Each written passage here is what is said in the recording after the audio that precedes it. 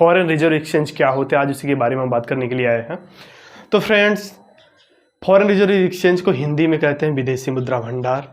तो विदेशी मुद्रा भंडार क्या होता है? विदेशी मुद्रा भंडार का आशय है कि केंद्रीय बैंक द्वारा विदेशी मुद्रा को आरक्षित संपत्ति से होता है। कि जैसे कि जब हमारी जो सेंट्रल बैंक है, जब वो किसी फॉरेनर करेंसी को रिजर्व करके रखती है अपने यहाँ, तो उसे कहते हैं फॉरेन रिजर्व एक्सचेंज। अधिकांश जो फॉरेन करेंसी है उसका जो रिजर्व है वो अमेरिकी डॉलर में होता है। अक्सर जो है, जैसे हमारा देश भी जब फॉरेन करेंसी को रिजर्व करता है तो डॉलर में रिजर्व करके रखता है, क्योंकि डॉलर की ये जो वैल्यू है वो एक स्थिर वैल्यू है।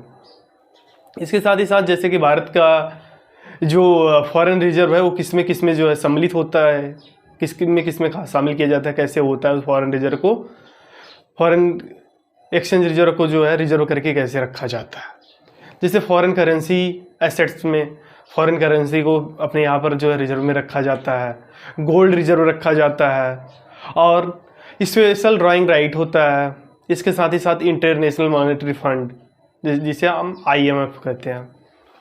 तो सबसे बड़ी बात ये होती है कि ये फॉरेन रिजर्व एक्सचेंज है, ये फॉरेन रिजर्व एक्सचेंज का मतलब क्या होता है, सरकारें क्यों इसको रखना चाहती हैं। सबसे बड़ी बात है, सरकार के लिए बेहतर होती है।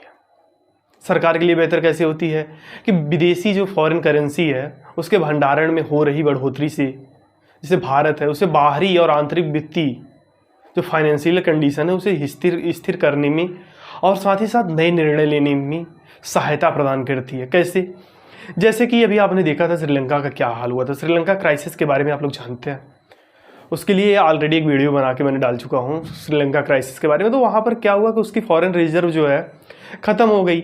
जब किसी भी कंट्री की फॉरेन रिजर्व ख़त्म हो जाती है तो वहाँ की स्थिति क्या होती है, तो वो फॉरेन कंट्रीज से जो है एक्सपोर्ट इंपोर्ट नहीं कर सकता, व्यापार नहीं कर सकता। जब वो व्यापार नहीं कर सकता तो उसके यहाँ जो है सामान का कमी हो जाता है। तो इससे क्या है, जो सरकारें होती है, जिस सरकार के पास ज़्यादा से ज़्यादा फॉरेन रिजर्व होता है वो ज़्यादा से ज़्यादा शक्तिशाली निर्णय भी ले लेते हैं, क्योंकि उन्हें पता होता है कि हमारी करेंसी जो है स्थिर करेंसी है। शायद आप समझ गए होंगे। इसके साथ ही जैसे क्या होता है कि क्राइसिस मैनेजमेंट करने के लिए कभी कभी क्या होता है कि आर्थिक मोर्चों पर जो है बैलेंस ऑफ पेमेंट जिसे हम बोल सकते हैं, जिसे बैलेंस ऑफ पेमेंट की स्थिति में क्या होता है, इससे भी निपटने में हमें काफ़ी सारा मदद करता है। और इसके साथ ही साथ जो है कि जैसे रुपए का मूल्यह्रास होता है, जैसे रुपए में अगर गिरावट दर्ज होने लगी 80, जैसे अभी 81, 82, 83 जितने भी रुपए में होगा, तो इससे जब अगर आगे या ऊपर नीचे जाने लगता है तो उसके लिए भी अगर आपके पास जो है फॉरेन रिजर्व एक्सचेंज है तो आप उसको बैलेंस कर सकते हैं। जैसे जब फॉरेन रिजर्व एक्सचेंज बढ़ने से जो है डॉलर के बराबर जो है रुपए की मजबूती भी मिलती है कि हाँ, जब हमारी कंट्री से जब ज़्यादा से ज़्यादा एक्सपोर्ट होता है तो हम क्या होता है कि ज़्यादा से ज़्यादा डॉलर जो फॉरेन करेंसी में हम करते हैं व्यापार को, तो ज़्यादा से ज़्यादा डॉलर हमारे पास आता है। इससे रुपए की वैल्यू बढ़ती है और इसके साथ ही साथ क्या है, बाज़ार में विश्वास बनता है। जैसे कि जिस भी देश की फॉरेन रिजर्व एक्सचेंज जो है ज़्यादा रहती है तो उसके जो मूल्य है, जो उसके करेंसी का मूल्य है वो ज़्यादा होता है। जैसे भारत के रुपए की मूल्य है, अगर भारत का फॉरेन रिजर्व एक्सचेंज ज़्यादा रहेगा तो भारत के जो रुपए की स्थिति है उसमें लोगों को भी विश्वास होगा और बाज़ार में भी लोगों को विश्वास होगा कि हाँ, रुपए में भी हम जो है एक्सचेंज कर सकते हैं। और इससे क्या होता है, निवेशकों में विश्वास प्रदान करता है, जिसके द्वारा आप बाहरी दायित्वों को भी पूरा कर सकते हैं।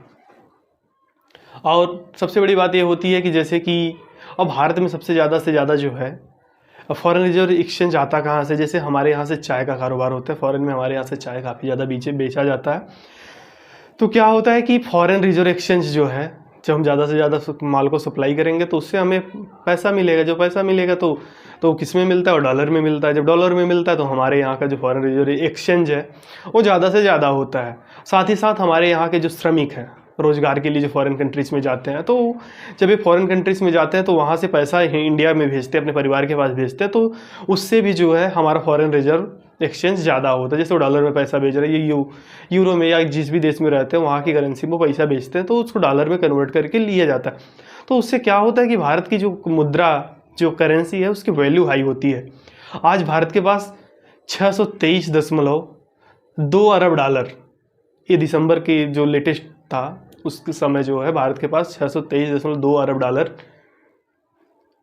फॉरेन रिजर्व एक्सचेंज है। तो शायद आपको ये टॉपिक समझ में आ गया होगा कि फॉरेन रिजर्व एक्सचेंज क्या होता है और ये किस लिए हमारे लिए काफ़ी महत्वपूर्ण है। धन्यवाद।